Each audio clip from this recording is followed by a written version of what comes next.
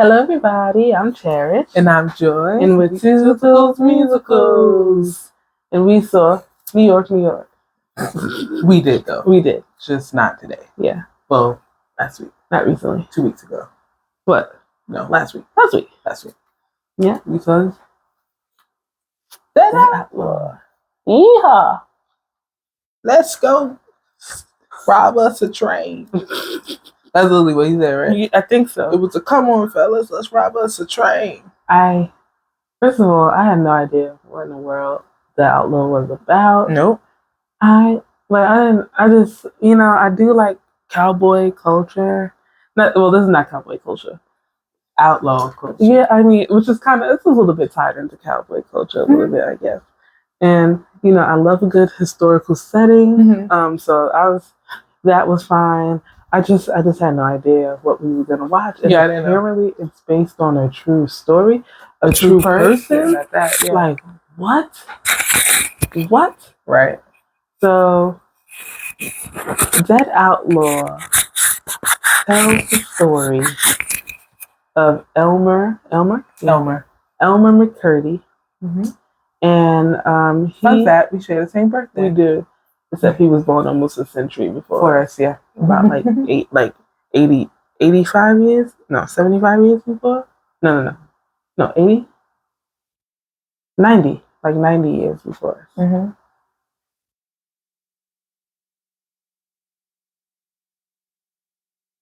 $87 years before us, I think. Something like that. Anyway, yeah. I guess. Anyway, he was born in 1880 and we were born in 93. So someone who's good at math can do that. Can do whatever that is.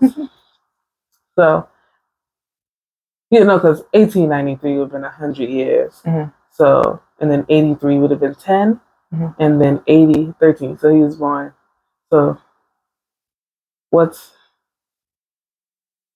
why can't I do math? Like, I'm not even trying. It's hurt my brain.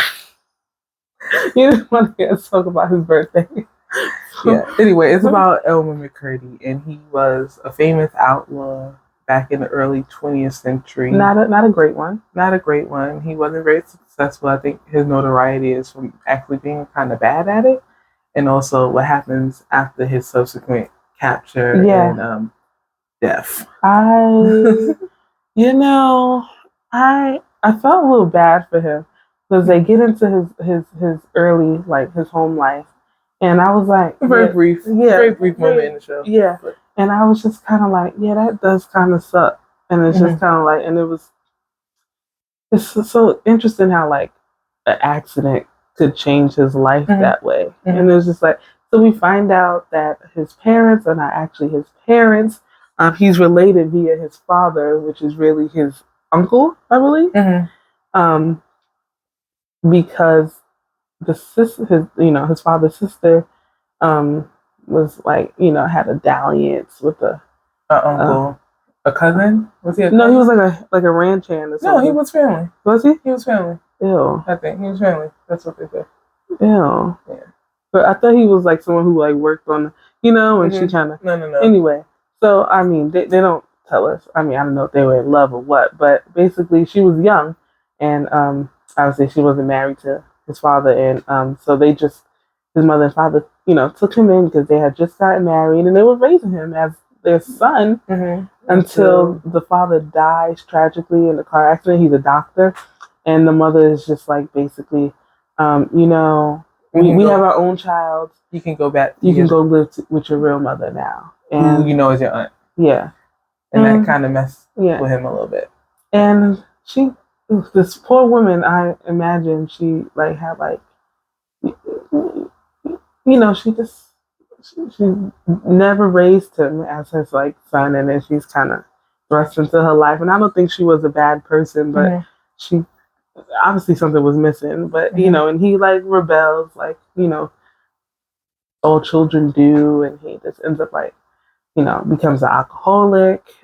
His alcoholism is a big theme in the show, and it's crazy. He just decides he kind of found his way on the straight and narrow for a little bit in his place in Kansas. And he gets like a girlfriend, and then he starts drinking again for whatever reason, and that downward spirals, and he's back on the rails again, And it's a very small cast, and people are double casted, triple casted, and it was very. I like the feel of the show. When it first started, I was not quite sure. How if I was gonna like it or not. It wasn't one of those shows where I was like, oh my god, I'm gonna love this. It was not like that when it first started. I think the band is on stage. The band is on stage, and like there's kind of like Elmer does a lot of narrating his life a little bit. But also, there's like the main narrator is also in the band of the show. But he's also in the show. Yeah. There's a little, I don't know. It's like a pretty like fixed set. It turns. Some things come on and off. It's, I don't know how to explain it. The other show we saw in this theater before this one was Swept Away. So it was kind of bizarre to be there for this because the set was like so different. Yeah. Go ahead, sorry. No, I was trying to see, I forgot what song that I was like, oh. That got me. I can't remember the song now. Anyway, I can't really tell. Is it Before the Train? Mm-hmm. Nobody Knows Your Name? Nobody Knows Your Way? Nobody Knows Your Name? Maybe. Anyway. It's like the first like duet between Elmer and the girl he gets really close to in Kansas, where he finally has his life. And I was like, oh, I like this. It was cute. Yeah. So, yeah, that was like one thing. I was like, oh, yeah. That's when I think I started really tuning in. And I think it's very funny. It's funny. Yes. And, it's interesting to see everyone change their characters. Yeah. I think that's part of like the hilariousness of it. Yeah. Like the guy who plays, and the whole time you just know there's no way this is true. And they remind you that it's true. So, we didn't even get to it. So basically, Elmer, he is famed because he gets into the shootout with police. He's finally living that like outlaw life. This is after like a string of like attempted like train robberies, and they're failed, and he's done some stints in jail. And, he's finally cornered. And, since he was a little boy, he's dreaming of the bang, bang life, And he dies. And you would think that's it's not. Yeah. He had been using an alias. So when he dies, no one really knows who he is. And the coroner who does his like autopsy, the bullet is left, so that kind of comes back into play. That's kind of used to identify him later on. So basically, they can't find anyone to take his body, and it takes the woman he left, who we thought he might marry.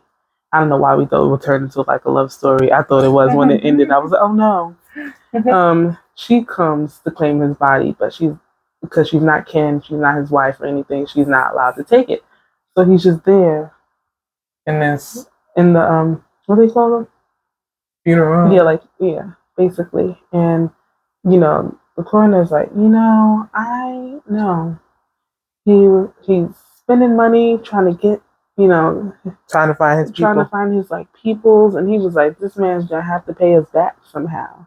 But it's kind of like they stumble upon it on accident. So he's just trying to preserve his body at first, and so it kind of, he ends up being mummified, but it's not to be sinister. Like he literally was just trying to keep his body as like preserved as possible until his people can find him. But then, it's a very strange time. It's the early 20th century. Everybody was into their peculiarities, and then we had all these like not peep shows, like curiosity shows, side shows and what have you, circuses. And these two men come posing as his brother and posing as his brothers, and it's been like 5 years. The coroner is basically like, yeah, sure, give me the money, you can take his body. And so he ends up in like a sideshow. It's like a mummy, and you're like, this is a real man.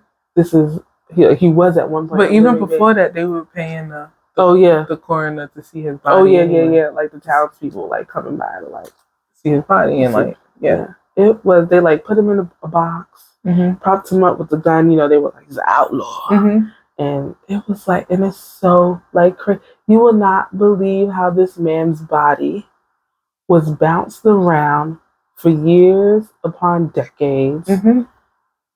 I mean, this man was not laid to rest until the 70s, I believe. Yeah. And he died in like 20 something? 20? Yeah. It was really early. Might have been earlier than that. It's bananas. They were using this man's bodies in movies. They were dragging him across the country for like events. They were, which that little like whatever that was with the Native American guy was kind of odd, but sure, why not? If it supports his story, I guess. He lives with this like director, and his daughter, like he's basically like a house plant. Like, and the director's daughter ends up like kind of like attached to him. We watch her like he had this man for so long. She went from a little girl to like leaving for college. What? She was like 8 to like 18. And then he ends up saying, who was the other guy? You mean the coroner in LA? Not the coroner in LA. The guy he sold him to after the director? Yeah. Yeah. Who and then that guy again? And then he was on Long Beach, right? Right. And they had him as like and then he like was loaning him out to people. And he died. And he was in this closet for like more years.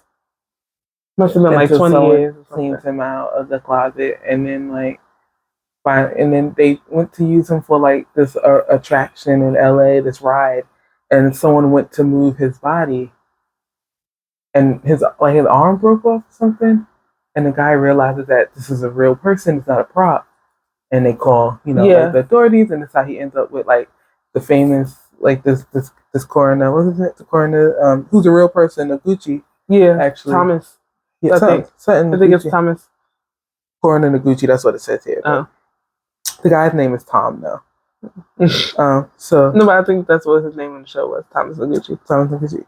And you just like, so this guy's like, wait, he's been autopsied before. Like, who is this man? Right. Like, they like were able to like follow like a trail back. It never quite gets back to Maine where Elmer is from.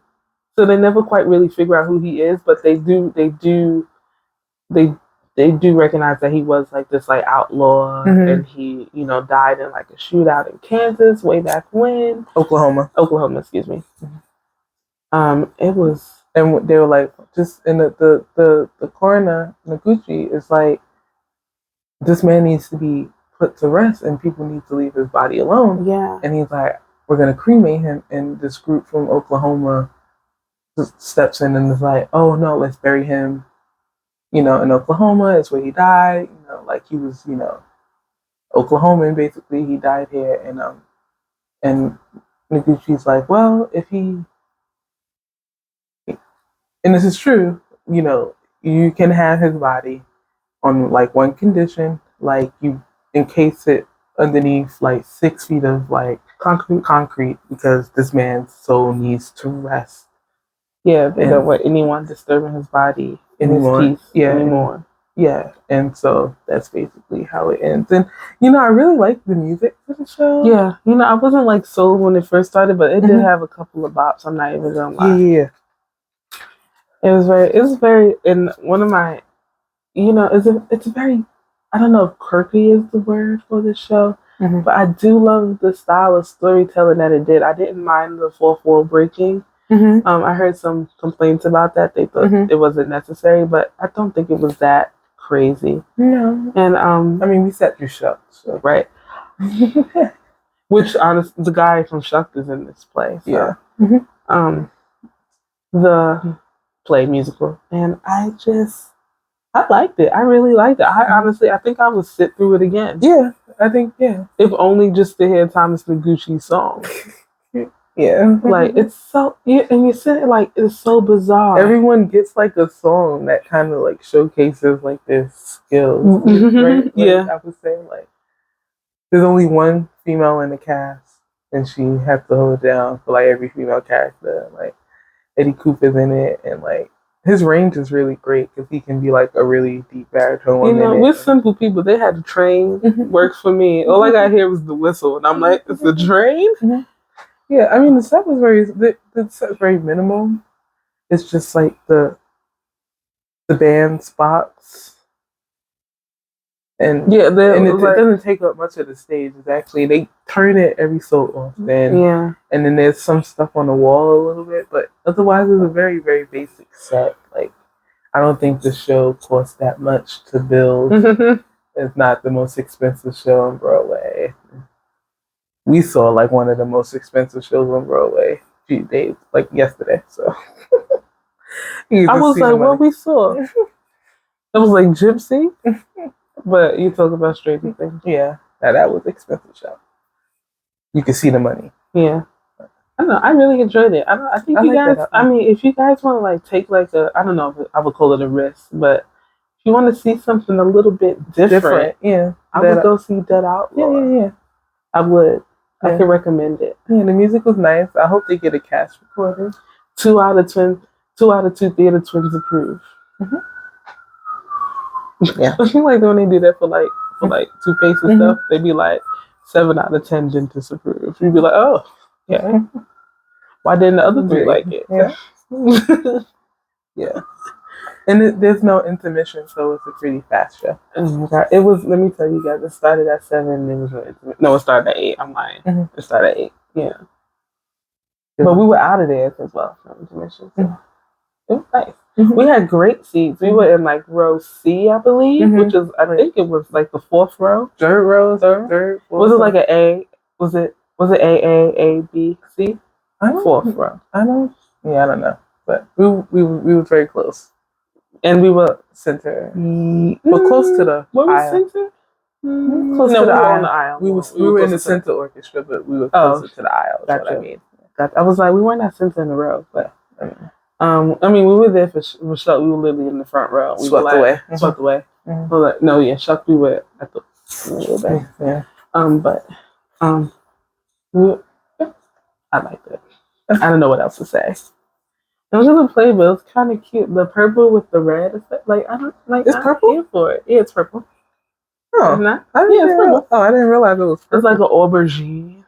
Like an eggplant. Yeah. Yeah. They have bananas, but we didn't get one. I kind of wish I got one. We got one from Swept Away, and we don't do that with it. So. Yeah, that's just true. That's just true. You know, I can't wear it around my head the way I want it, so it kind of upsets me. But maybe I'll try to around my neck. We got a magnet, of course, and get rich or die trying. Basically, what happened. I mean, he tried. His hijinks was actually trying to be an outlaw. It's quite funny. He had this group of people actually like hyping him up and like, you know, saying he could do it and he could not. It was quite funny actually. He tried his best. Bless him. Well, he's a Capricorn. Yeah. That's why his like lack of success was kind of puzzling to be honest. I don't know. Had a rough go. Did achieve notoriety though. You know when you're right and you flip it. Yeah. It's kind of like Pippin. How you know if you're good unless you're dead? Yeah, artist. Kind of like you being don't know outlaw. if you're any good until you die. Yeah. Yeah. Yeah. That's our review. I don't know. We got accused of like spoiling. And I mean, I don't think we can spoil this. It's a true story. This is true. I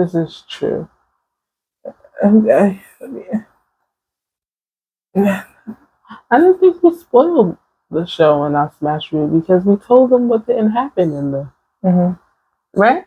I think. I don't know. Sorry. So see you guys later. Bye.